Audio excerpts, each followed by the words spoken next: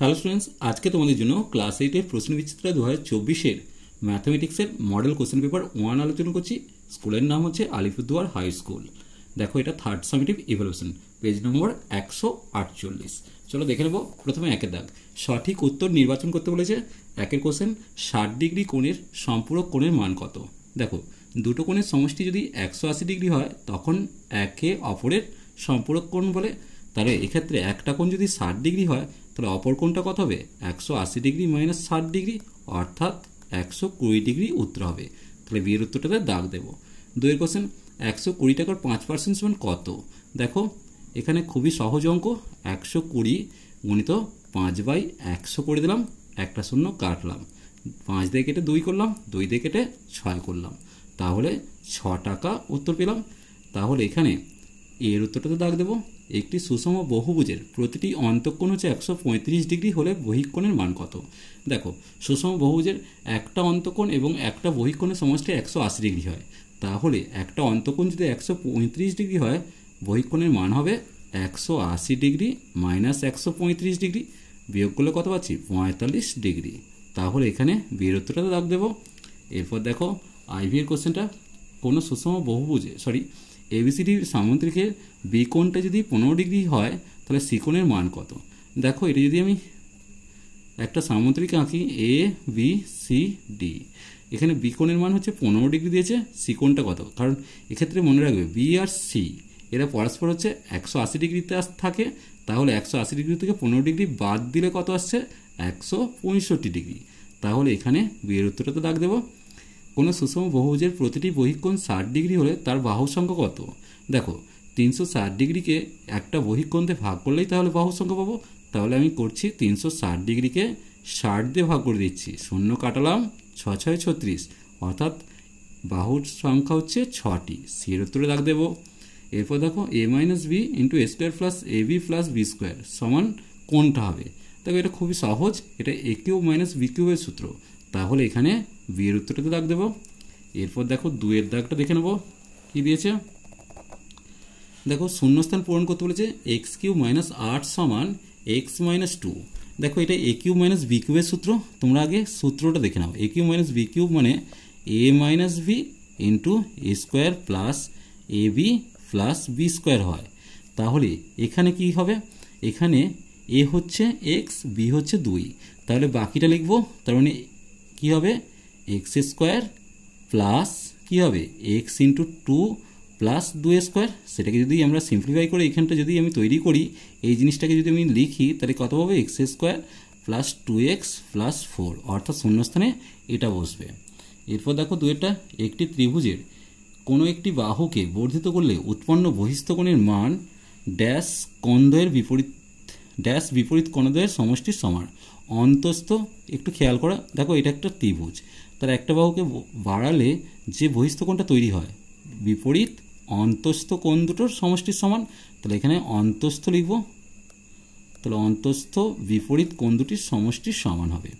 একটি ত্রিভুজের তিনটি কোণের সমষ্টি 180 ডিগ্রি বা 2 সমকোণ। দেখো, 2x square minus 3x plus 5 সংখ্যামালার এক্সের সহগ। দেখো, এক্সের সঙ্গে কী আছে? -3 আছে, তাহলে এক্ষেত্রে উত্তর হবে -3। এরপর 3-এর দাগটা দেখে নেব। 2x প্লাস 5 সমান 6 হলে এক্সের মানটা কত দেওয়া আছে? -1/2 হবে। চলো দেখে নেব। তাহলে 2x সমান কত লিখব? 6 মাইনাস 5, তাহলে 2x সমান কত লিখব? 1 লিখব। তাহলে এক্সের মান আসবে 1/2, তার মানে এটা মিথ্যা দিয়েছে। এরপর দেখো, একটি সুষম ষড়ভুজের প্রতিটি অন্তঃকোণের মান হচ্ছে 120 ডিগ্রি।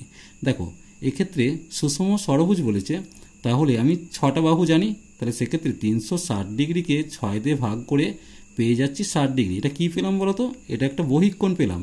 আমরা জানি অন্তঃকোণ আর বহিঃকোণের সমষ্টি 180 ডিগ্রি, তাহলে সেক্ষেত্রে 180 ডিগ্রি থেকে 60 ডিগ্রি বাদ দিলেই আমরা অন্তঃকোণ পেয়ে যাব। অন্তঃকোণটা কত পাচ্ছি? 120 ডিগ্রি, তার মানে এটা সত্য দিয়ে আছে। এরপর দেখো, বহিস্থ বিন্দু থেকে একটি সরলরেখা পর্যন্ত যতগুলি সরলরেখা আঁকা যায় তাদের মধ্যে বৃহত্তম দূরত্বই লম্ব দূরত্ব, এটা মিথ্যা দিয়েছে। এই বৃহত্তমটা কেটে ক্ষুদ্রতম করলেই বাক্যটা সঠিক থাকতো, কিন্তু যেহেতু সত্য মিথ্যা তাই এটা আমি মিথ্যা উত্তর করব। এরপর দেখো, a minus b by x minus y সমান এটা কিনা দেখতে বলেছে। দেখো, এখানেও উল্টেছে, এটাও উল্টেছে, অর্থাৎ মাইনাস দিয়ে গুণ করা আছে, তার মানে এটা সত্য দেওয়া আছে। এরপর 4 দাগের অঙ্কগুলো দেখে নেব। গুণফল নির্ণয় করতে বলেছে, চলো দেখে নিই খাতাতে। দেখো অঙ্কটা প্রথমে টুকেছি, এবার দেখো এই রাশিটার সাথে এই রাশিটাকে পাশাপাশি করেছি আর এটাকে সাইডে সরিয়ে দিয়েছি।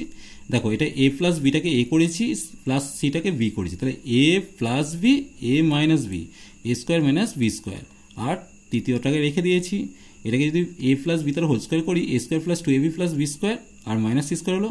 এরপর দেখো এ দিয়ে পুরো রাশিটাকে গুণ করেছি, মাইনাস বি দিয়ে গুণ করেছি, প্লাস সি দিয়ে গুণ করে এটা পাচ্ছি, তারপর সাজিয়ে নিয়েছি একটু। এরপর দেখো মৌলিক উৎপাদকে বিশ্লেষণ করে ঘনমূল নির্ণয় করতে বলেছে।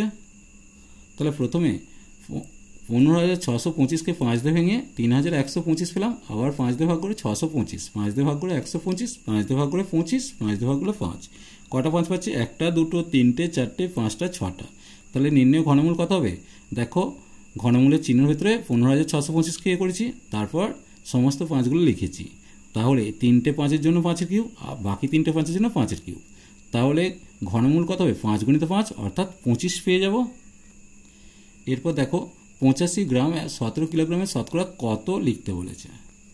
প্রথমে 17 কিলোগ্রাম মানে 17,000 গ্রাম, কারণ 1 কিলোগ্রাম যদি 1000 হয় তাহলে 17 কিলোগ্রাম 17,000 গ্রাম হবে। তাহলে 85/17,000 গুণিত 100% করেছি। এখন দেখো 17 দিয়ে কাটলে নিচে 1000 হচ্ছে, ওপরে 5 হচ্ছে। এবার দেখো 100 দুটো শূন্যর সাথে 1000-এর দুটো শূন্য কেটে দিয়েছি, তাহলে 5/10% পেলাম, অর্থাৎ 0.5% উত্তর পেয়ে গেলাম। এরপর দেখো 5-7 বিন্দুতে কোটি আর ভুজের মান কত, একটু খেয়াল করবে। কোটি মানে ওয়াইয়ের মানটা, ভুজ মানে হচ্ছে এক্সের মানটা। তাহলে এখানে ভুজ কোটি কোনটা হবে? 7 উত্তর প্রথমে আসছে আর ভুজ হচ্ছে 5 আসছে। এরপর দেখো একটা সমাধান দিয়েছে, চলো দেখে নেব সমাধানটার উত্তর কত আসছে। দেখো প্রথমে অঙ্কটা আমি টুকেছি, টুকে কী করছি, x/2-এর সাথে x-3টাকে এক কাছে নিয়ে এসেছি আর 5টাকে ডান দিকে পাঠিয়ে দিয়েছি। তাহলে দেখো 2 আর 3-এর লসাগু 6 হলো। তাহলে 3x - 2x সমান দিয়ে বিয়োগ করলে 2 পাচ্ছি। তাহলে x/6 সমান 2 আসছে, তাহলে x এর মান আসছে 2 গুণিত 6, অর্থাৎ x এর মান 12 পেয়ে যাচ্ছি। এরপর দেখো যদি দুটি নল দিয়ে খালি চৌবাচ্চা আলাদা আলাদাভাবে যথাক্রমে 12 মিনিট ও 15 মিনিটে পূর্ণ হয়, তবে দুটি নল একসঙ্গে খুলে দিলে অর্ধেক ভর্তি চৌবাচ্চা কতক্ষণে পূর্ণ হবে। দেখো প্রথম নল 1 মিনিটে ভর্তি করে 1/12 অংশ, দ্বিতীয় নল 1 মিনিটে ভর্তি করে 1/15 অংশ। দুটি নল দিয়ে 1 মিনিটে ভর্তি হবে কত? 1/12 যুক্ত 1/15। এখন দেখো 60 লসাগু হলো, 5/12 60, 4/15 60, তার মানে 9/60 পেলাম। 3 দিকে এটা ওপরে 3 নিচে 20 পেলাম। তাহলে 3/20 অংশ ভর্তি হয়েছে 1 মিনিটে, 1 অংশ ভর্তি হতে 1/3/20 হবে, আর 1/2 মানে অর্ধেক ভর্তি হতে কত সময় নিচ্ছে না 1 গুণিত হাফ নিচে 3/20 সমান দিয়ে দেখো 3/20টা উপরে উঠে গিয়ে 20/3 হলো, 20/3 হলো গুণিত 1/2, 2 থেকে 10 করলাম, অর্থাৎ 10/3 মিনিট পেলাম। পূর্ণ ভাঙলে 3 পূর্ণ 1/3 মিনিট পেলাম, অর্থাৎ 3 মিনিট 1/3 গুণিত 60 সেকেন্ড করে দিলাম, তাহলে 3 মিনিট 20 সেকেন্ড। চলো আজ এই পর্যন্তই, নেক্সট ভিডিও নিয়ে খুব তাড়াতাড়ি হাজির হবো। ভিডিওটি ভালো লাগলে লাইক শেয়ার কমেন্ট করো, পারলে চ্যানেলকে সাবস্ক্রাইব করে নিও। চলো টাটা, বাবাই।